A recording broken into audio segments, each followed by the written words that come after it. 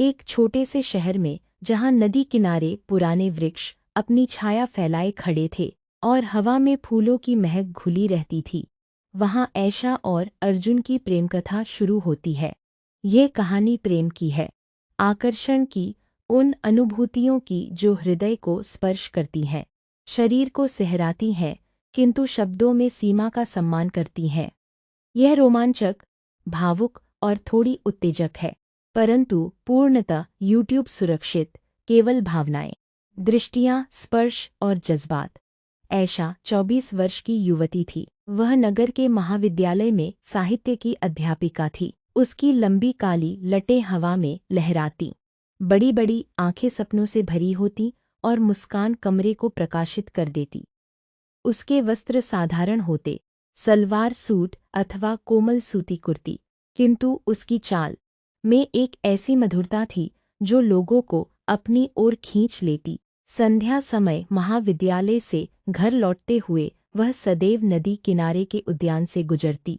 वहां फव्वारे की मधुर ध्वनि, पीपल का प्राचीन वृक्ष और शीतल समीर हृदय को शांति प्रदान करती। उस दिन भी वह थकान से उद्यान की बेंच पर बैठ गई। उसके हाथों में एक पुस्तक थी, प्रेम कथाओं का संग्रह।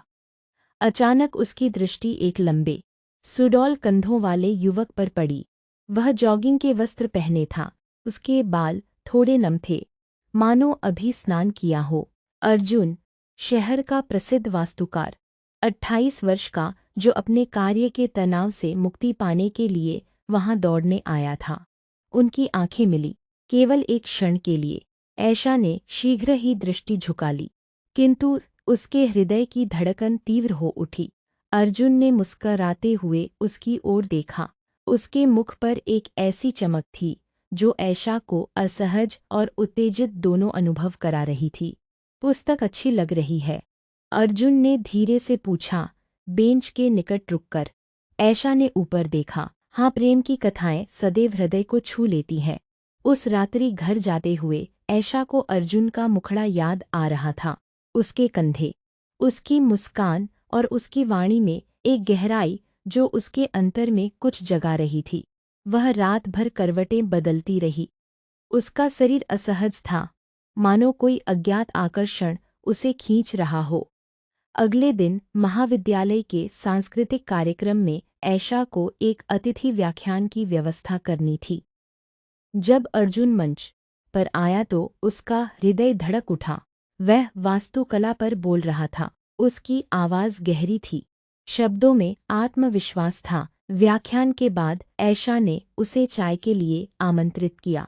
आपकी व्याख्यान बहुत प्रेरणादायक थी, ऐशा ने कहा, चाय का कप थामते हुए। अर्जुन मुस्कराया, और आपकी आंखें बहुत कुछ कहती हैं जो शब्द नहीं कह पाते। उनकी बातें बढ़ीं। उन्होंने साहित्य, कला और जीवन के सपनों पर चर्चा की। अर्जुन ने बताया कि वह अकेला रहता है, अपने कार्य में खोया रहता है। ऐशा ने अपनी दिनचर्या बताई। बातों के बीच उनकी आंखें बार बार मिलती।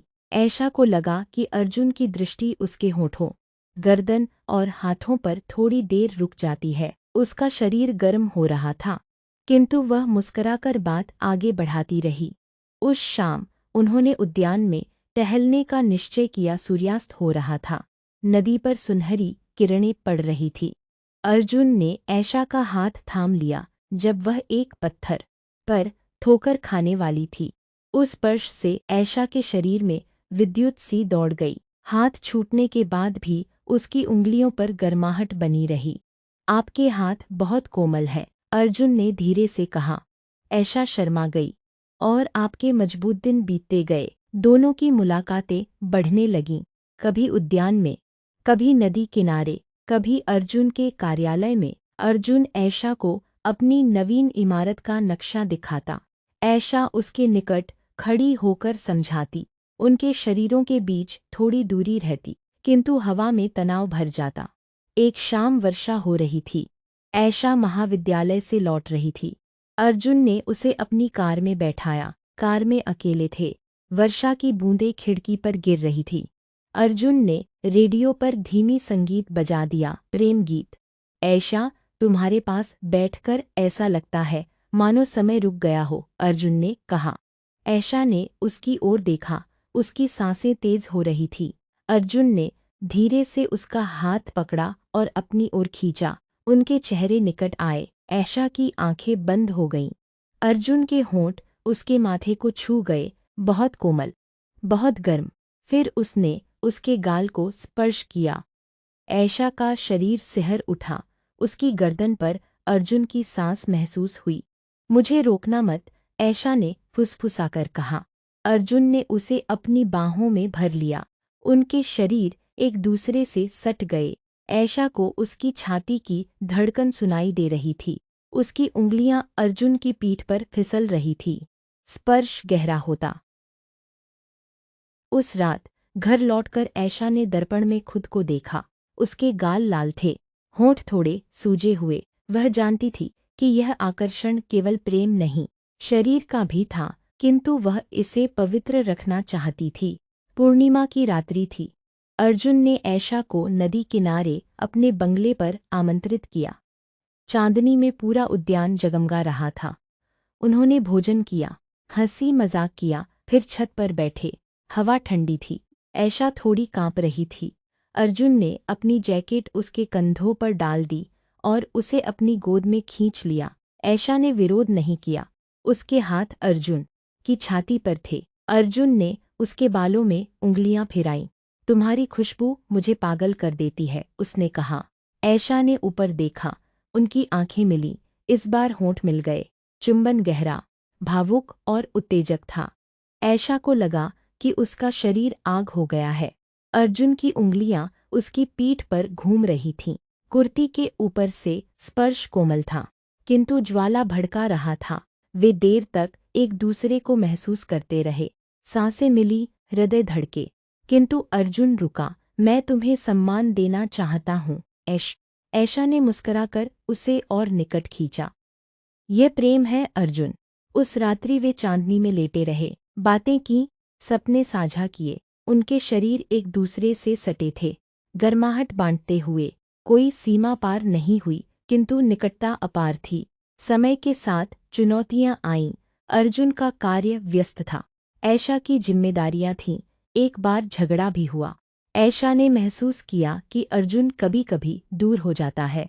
एक रात्रि ऐशा उसके घर गई। अर्जुन उदास था।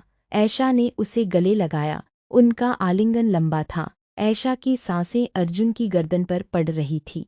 वह रो पड़ी। अर्जुन ने उसके आंसू पोंछे, उसके होठों को चूमा, उसके माथे को, फिर गालों को। स्पर्श से दर्द कम हुआ, आकर्षण बढ़ा।